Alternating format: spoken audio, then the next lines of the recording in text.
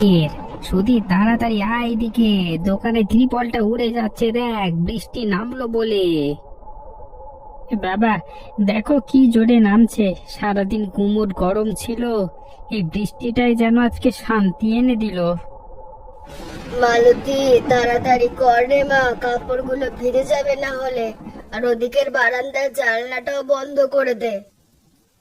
মা দেখো না কি সুন্দর গন্ধ উঠছে মাটি থেকে। এই প্রথম বৃষ্টির গন্ধটা আমার সবচেয়ে প্রিয়। দিন পর এমন প্রাণ খোলা বৃষ্টি দেখছি।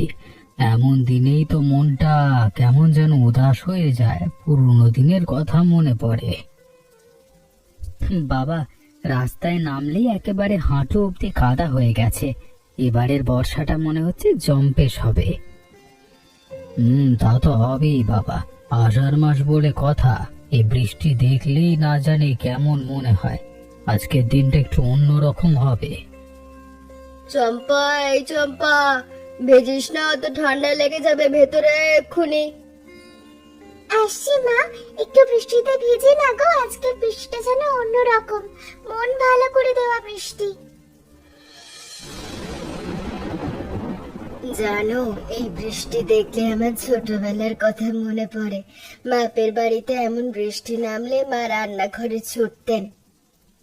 কি রাঁধতেন গো তোমার মা এমন দিনে, শুনি তো একটু। বেগুন পোড়া আর ইলিশ মাছের ঝোল। উনুনে কাঠ জেলে বেগুনটা পোড়াতেন, সে গন্ধ এখনো নাকে লেগে আছে আমার। আর ইলিশের ঝোলটা এমন ঝাল ঝাল করে রাঁধতেন যে গরম ভাতের সঙ্গে 3 থালা ভাত খেয়ে ফেলতাম। আমরা সব ভাই বোন মিলে বারান্দায় বসে খেতাম সেদিন। বাইরে বৃষ্টি পড়তো আর আমরা হাসতে হাসতে খেতাম। সে দিনগুলো আর ফিরে আসবে না, কিন্তু মনে পড়লে বুকটা ভরে ওঠে। আরে তাহলে তো আজই কেনা নয়, এমন সুন্দর বৃষ্টি আজই বানাও না বেগুন পোড়া আর ইলিশের ঝোল। আরে আমারও তো জিভে জল চলে এসে গেল তোমার কথা শুনে। ইচ্ছে তো করছে খুব, কিন্তু এই বৃষ্টির মধ্যে ভালো ইলিশ পাওয়া যাবে তো বাজারে? আজকাল তো দামেও খুব চড়া শুনেছি। তা ঠিকই বলেছ। বর্ষার শুরুতে ইলিশের দাম আকাশ ছোঁয়া হয়ে যায় প্রত্যেকবার। তবু আজকে একবার চেষ্টা করে দেখা যাক না, অনুপকে পাঠাই বাজারে। হ্যাঁ, আর একা পাঠিও না, সাথে আরেকজনকে নিয়ে যেতে বলো। বৃষ্টির মধ্যে একা একা কষ্ট করে। আরে ঠিক আছে ঠিক আছে, আমি এক্ষুনি অনুপকে ডাকছি।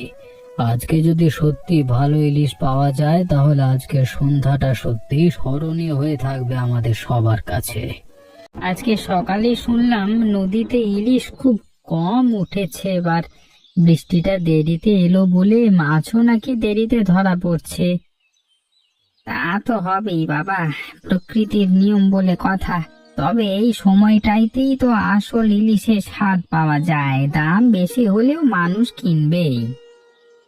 বাবা, আজকে যদি বাজারের কেউ ভালো ইলিশ খুঁজতে যায় তাহলে তো সকাল সকাল যেতে হবে, নইলে সব ফুরিয়ে যাবে। ঠিক বলেছিস, বর্ষার প্রথম ইলিশের জন্য সবাই সকাল সকাল হুড়োহুড়ি করে বাজারে। যে আগে যাবে সে ভালো মাছটা পাবে। ওই যে অনুপটা আসছে মনে হচ্ছে, নিশ্চয়ই কোনো দরকারে এসেছে। হতে পারে বাজারের কথাই বলতে আসছে। তুই বরং সাথে যাওয়ার কথা ভাব, একা একা গেলে কষ্ট হবে ওর। হ্যাঁ বাবা, আমিও তো ভাবছিলাম এতক্ষণ একসাথে গেলে ভালো দরদাম করা যাবে, আর দুজনে খুঁজলে তাড়াতাড়ি ভালো মাছও পাওয়া যাবে। ঠিক আছে, তবে এক্ষুনি যা, দেরি করলে আর ভালো ইলিশ পাবি না। আমি এখানে দোকান সামলাচ্ছি, তোরা তাড়াতাড়ি ঘুরে আয়। দেখলি সুধীর, এই এক জায়গায় তো একটাও বড় ইলিশ নেই, সব ছোট ছোট মাছ। মা এসব দেখলে পছন্দই করবেন না। চল দেখি অন্যদিকে গিয়ে। ওই কোণের আড়তটা এখনো যাইনি আমরা, হয়তো ওখানে ভালো কিছু পাওয়া যাবে। আজকে যদি সত্যি একটা ভালো ইলিশ না পাই তাহলে মায়ের এত স্বাদের রান্নাটাই তো হবে না, আজকে খুব খারাপ লাগবে। ওই দেখো, এই বড় ইলিশটা এখনো কেউ নেয়নি মনে হচ্ছে, তাড়াতাড়ি চলো। বাহ, এই তো একদম মায়ের মনের মতো মাছ। এত বড়, দেখি বোঝা যাচ্ছে কত তাজা। তাহলে দাম মিটিয়ে নাও তাড়াতাড়ি, বৃষ্টি আরো বাড়ছে দেখছি, বাড়ি ফিরতে হবে এরপর। আজকে সত্যি ভাগ্য ভালো ছিল আমাদের, না হলে এত বড় বাজারে খালি হাতে ফিরতে হতো হয়তো। হ্যাঁ চলো এরপর, তোমার বাড়ির দিকে তো যেতেই হবে, পথে আর একটু সবজিও নেব বেগুনের জন্য। কাকিমা, আজ আমাদের বাড়িতে বেগুন পোড়া আর ইলিশের ঝোল রান্না হবে, কিন্তু বাগানের বেগুন তো শেষ হয়ে গেছে। আপনার বাগানে কি ভালো বেগুন আছে? আছে বই কি মা, আমার বাগানের বেগুনগুলো তো এবারে দারুণ হয়েছে। এই নে একদম টাটকা বেগুন, পোড়ালে দারুণ স্বাদ হবে। আমার হাতে লাগানো গাছগুলো খুব যত্ন করে বড় করেছি। অনেক ধন্যবাদ কাকিমা, আপনি না থাকলে আজকে রান্নাটাই অসম্পূর্ণ থেকে যেত। জানিস মা, একটা কথা হঠাৎ মনে পড়ে গেল। অনেক বছর আগে তোর মা আর আমি যখন নতুন বউ ছিলাম এই গ্রামে, প্রতি বর্ষায় আমরা দুই বাড়ি মিলে একসাথে রান্না করতাম এমন দিনে। তাই নাকি? এই কথা তো মা কখনো বলেননি আমাকে। হ্যাঁ রে, তখন সবার সংসারে এত ব্যস্ততা ছিল না। আমরা বারান্দায় বসে গল্প করতে করতে রান্না করতাম, বাচ্চারা এদিক ওদিক দৌড়াদৌড়ি করতো। কালের নিয়মে সেসব যেন কোথায় হারিয়ে গেল। জানিস, তোর মায়ের হাতে তখন একটা পুরনো শিলনোড়া ছিল, তাতে বাটা মশলার স্বাদই ছিল আলাদা। মিক্সিতে সেই স্বাদ কখনোই পাওয়া যায় না। শিলনোড়া, সেটা কি এখনো আছে আমাদের বাড়িতে কাকিমা? থাকতেও পারে, স্টোররুমের কোনো কোণে হয়তো পড়ে আছে অযত্নে। থাকলে আজ ব্যবহার করে দেখিস, দেখবি দারুণ স্বাদ হবে। কাকিমা, তাহলে আজ কেন আবার শুরু করি না আমরা এই পুরনো নিয়মটা? আজ তো এমনিতেই আমাদের বাড়িতে রান্না হচ্ছে, আপনারাও চলে আসুন। সত্যি বলছিস মা? তাহলে তো দারুণ হবে, আমি এক্ষুনি গিয়ে সবাইকে বলছি। কতদিন পর আবার সেই পুরনো দিনের মতো একসাথে মাইদা, বসুন বসুন, গরম চা দিচ্ছি। আর বলো না রাখাল, আজকে মনটা এমন উতলা হয়ে গেছে যে ঘরে বসে থাকতে পারলাম না। তোমার কথা মনে পড়লো, ভাবলাম একটু গল্প করে আসি। ভালোই করেছেন এসে, মনে পড়ে নিমাইদা, ছোটবেলায় আমরা এমন বৃষ্টিতে কিভাবে ভিজে ভিজে মাছ ধরতাম নদীর ধারে। আরে মনে পড়বে না কেন? তুমি তো একবার কাদায় পড়ে গিয়েছিলে হাত পা মাখামাখি করে, আর আমি হাসতে হাসতে পেটে খিল ধরে গিয়েছিল আমার। হ্যাঁ, সে কথা মনে করিয়ে দিলেন কেন এখন? সেই থেকেই তো আমার বাড়িতে এখনো লোকে টিটকিরি করে মাঝে মধ্যে। আচ্ছা শোনো, আজকে আমাদের বাড়িতে বেগুন পোড়া আর ইলিশে ঝোল রান্না হচ্ছে। আর বকুল বৌদির মাধ্যমে শুনলাম তোমরাও নাকি আসছো সবাই মিলে। বকুল তো এসেই বললো সব, আমরা তো মহা খুশি। কতদিন পর দুই পরিবার মিলে বসা হবে এমন করে। তাহলে চলো ঠিক করে ফেলি, কে কি নিয়ে আসবে। তোমার দোকানের বিশেষ চাটা নিয়ে এসো তো, খাওয়ার পরে সবাই খাবো। নিশ্চয়ই আনবো, আমার সেরা মশলা চা বানিয়ে নিয়ে আসবো আপনাদের বাড়ি। হ্যাঁ, আর হ্যাঁ, দোকানটা তাড়াতাড়ি বন্ধ করে দেবো আজকে, উৎসবের দিনে ব্যবসা পরে হবে। খুব ভালো লাগছে রাখাল, এই বৃষ্টির দিনে এমন একটা মিলন হবে ভাবিনি। চলো এবার বাড়ির দিকে রওনা দিই, রান্নার তদারকিও তো করতে হবে। দেখো তো কেমন কাদা হয়ে গেছে রাস্তাটা, একদম পিচ্ছিল হয়ে আছে সব জায়গায়। হ্যাঁ রে, খুব সাবধানে হাঁটতে হবে, না হলে মাছটা হাত থেকে পড়ে যাবে আজকেই। আরে সর্বনাশ, পড়ে যাচ্ছি রে। সাবধান অনুপদা, ঠিক আছো তো তুমি? লাগেনি তো কোথাও? আমার কিছু হয়নি রে, তবে দেখ প্যান্টটা তো একদম নষ্ট হয়ে গেল। তবে যাক, মাছটা ঠিকই বাঁচিয়ে ফেলেছি, এটাই আসল কথা। হ্যাঁ সত্যি, মাছ বাঁচলেই হলো, প্যান্ট তো বাড়ি গিয়ে ধুয়ে নেওয়া যাবে। চলো এবার তাড়াতাড়ি, মা নিশ্চয়ই অপেক্ষা করছেন আমাদের জন্য। চল চল, আজকের এই কাণ্ডটা মনে থাকবে অনেকদিন, বাড়ি থেকে সবাইকে বলতে হবে এই গল্প। কোনটা সরাসরি আগুন দিচ্ছ? আমি একটু তেল মাখিয়ে দিতাম আগে, তাতে পোড়া গন্ধটা আরো ভালো আসে। আরে না রে বকুল, আমার মায়ের রেসিপিতে সরাসরি আগুনে পোড়াতে হয়। তেল দিলে আসল স্বাদটা নষ্ট হয়ে যায়। দেখা যাক তাহলে কার রেসিপি জেতে আজ, তোমার মায়ের নাকি আমার মায়ের। আজ প্রমাণ হয়ে যাবে। ঠিক আছে, তাহলে দুরকম ভাবেই বানাই, সবাই বিচার করবে কোনটা ভালো। আরে সর্বনাশ, বৃষ্টির ছাটে আগুনটাই নিভে যাচ্ছে দেখছি। এখন কি করি বলতো? চিন্তা করো না, জলগ্ননটা সরিয়ে নি। ওখানে বৃষ্টি পৌঁছে গেল, এখানেই বেশ নিরাপদ জায়গা। বৃষ্টি আর সমস্যা করবে না মনে হয়। এই তো, এবার পোড়াতে শুরু করে বেগুনগুলো, আর ওদিকে ইলিশটাও তো কেটে ধুয়ে রাখতে হবে, মশলা বাটতে হবে। মশলা বাটার কথা বলেই মনে পড়লো, আজ না মিক্সিটা কাজ করছে না। সকালেই দেখলাম অদ্ভুত শব্দ করছিল। ইলিশের ঝোলের আসল স্বাদটা কি করে, ঝাল মশলাটা বাটতে হবে, কি করে করি বলতো? আরে তাহলে তো আজকেই সেই শিলনোড়াটা খুঁজে বের করার দিন। আমি দুপুরেই মালতীকে বলছিলাম তোমার মায়ের সেই পুরনো শিলনোড়াটা স্টোর রুমে থাকতে পারে। সে তো কতদিনই ব্যবহার করা হয়নি। মিক্সি আসার পর থেকে তো একেবারে ভুলেই গিয়েছিলাম ওটার কথা। মা চলে যাওয়ার পর ওটা তো ছুঁয়েও দেখিনি। আমার বড় মায়া লাগে ওই জিনিসটার প্রতি। তাহলে চলো রান্নাটা একটু গুছিয়ে রেখে দুজনে মিলে খুঁজে দেখি স্টোর রুমে। আজকের দিনে যদি ওটা আবার ব্যবহার করতে পারি তাহলে রান্নাটা সত্যিকারের পুরোনো দিনের মতো হয়ে উঠবে। এতদিন যে এই ঘরে এত জিনিস জমে আছে ভুলেই গিয়েছিলাম। দেখলেই কেমন পুরোনো দিনের গন্ধ পাচ্ছি। এই তোরঙ্গটা তো চেনা চেনা লাগছে, এটা কি তোমার শাশুড়ির না? এর ভেতরেই তো পুরোনো বাসনপত্র রাখা থাকতো মনে হয়। এই থালাটায় তো আমার শাশুড়ি আমাকে প্রথম ভাত বেড়ে দিয়েছিলেন, মনে আছে আমার স্পষ্ট।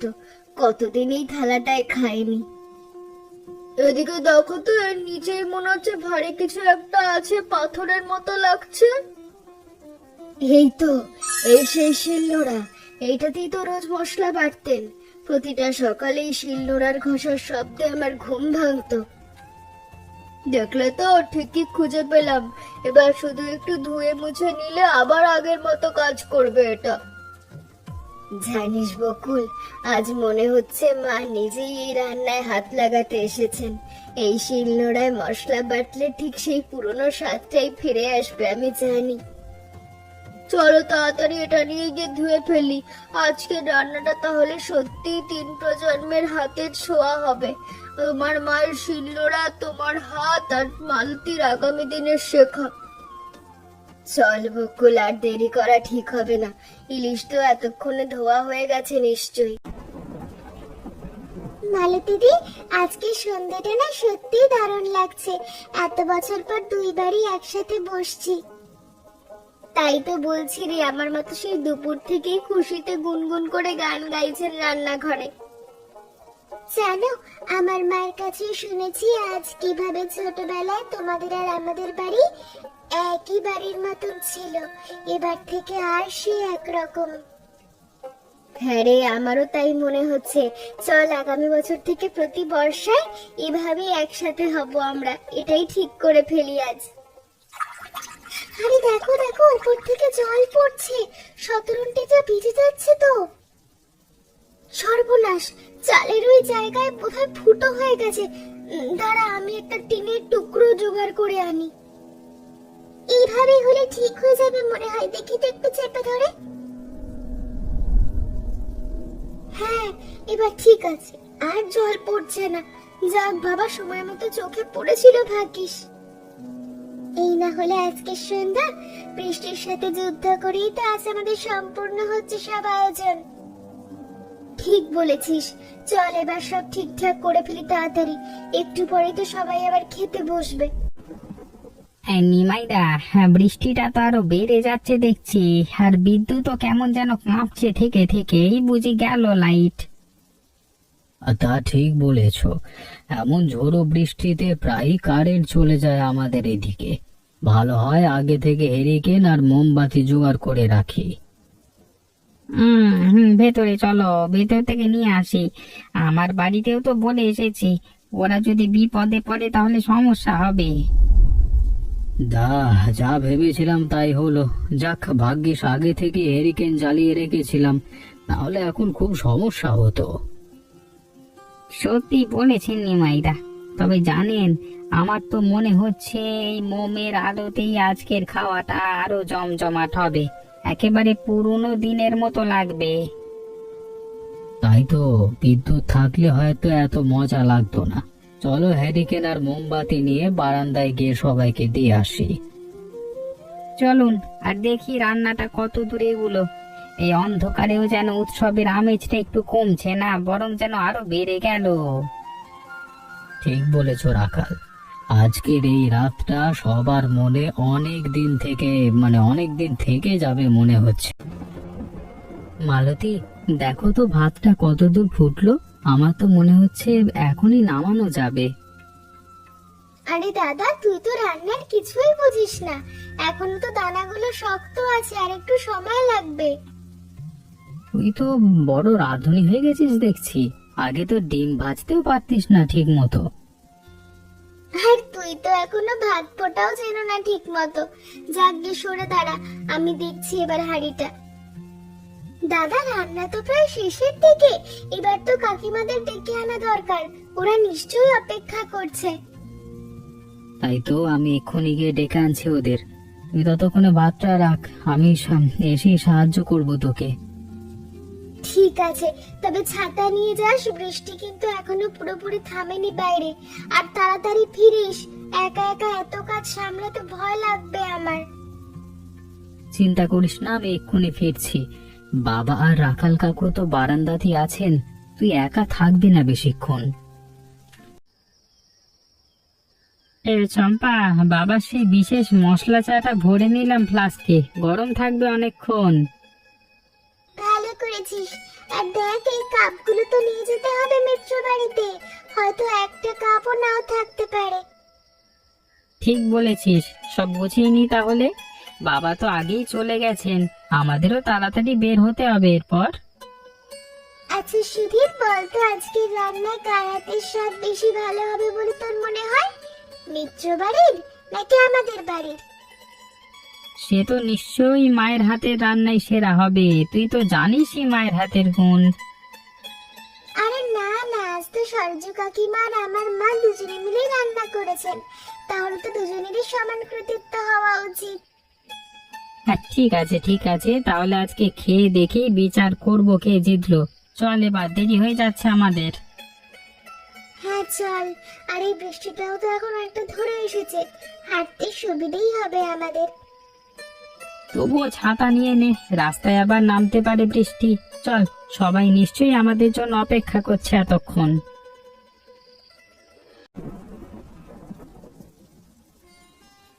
খাবার একদম গরম গরম আছে। বকুল, তোর হাতের বেগুন পোড়াটাও দিয়ে দি সবার পাতে। দে দে, আজ দুজনের রান্নাই একসাথে মিশে গেছে, বোঝাই যাচ্ছে না কোনটা কার হাতের। এই তো শেষ হাত। সূর্য, তুমি ঠিকই বলেছিলে, বৃষ্টির দিনে বেগুন পোড়া আর ইলিশের ঝোলের কোনো তুলনা হয় না। সত্যি দাদা, এমন রান্না তো অনেকদিন খাইনি।